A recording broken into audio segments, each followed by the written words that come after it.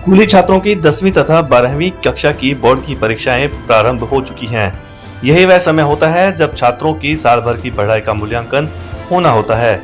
इसी परीक्षा की बदौलत उन्हें आगे की पढ़ाई के लिए आधार मिलता है। इसलिए बेहद जरूरी है कि एकाग्रचित होकर इन परीक्षाओं की तैयारी की जाए। कुछ छात्र परीक्षा की तैयारी के लिए अपना कोई लक्ष्य निर्धारित नहीं कर पाते और लक्ष्य निर्धारित नहीं होने के कारण एकाग्रचित होकर परीक्षा की तैयारी नहीं कर पाते। ऐसे में परीक्षा को लेकर उनका चिंतित और तनावग्रस्त होना स्वाभाविक है, किंतु परीक्षा के दिनों में जरूरत से ज्यादा तनावग्रस्त रहना निश्चित रूप से हानिकारक साबित होता है। आइए जानते हैं कुछ ऐसे टिप्स जिनकी मदद से आप अपनी परीक्षाओं को बेहतर कर सकते हैं। खाने पीने का रखें ध्यान। कुछ छात्र वार्षिक परीक्षाओं की तैयारी में रात दिन इस कदर जुट जाते हैं कि उन्हें अपने खाने पीने की भी सुध नहीं रहती। परीक्षा से पहले तनावग्रस्त न हो।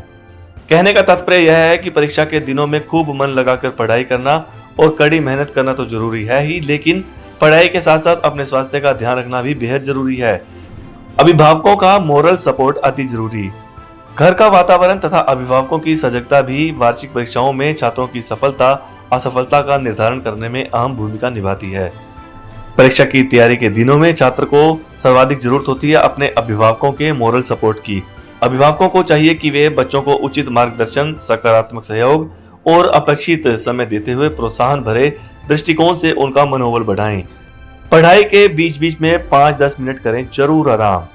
लगातार पढ़ाई करते रहने से मस्तिष्क पर भारी दबाव पड़ता है, जिससे मानसिक थकान होने के साथ साथ एकाग्रता भी भंग होती है।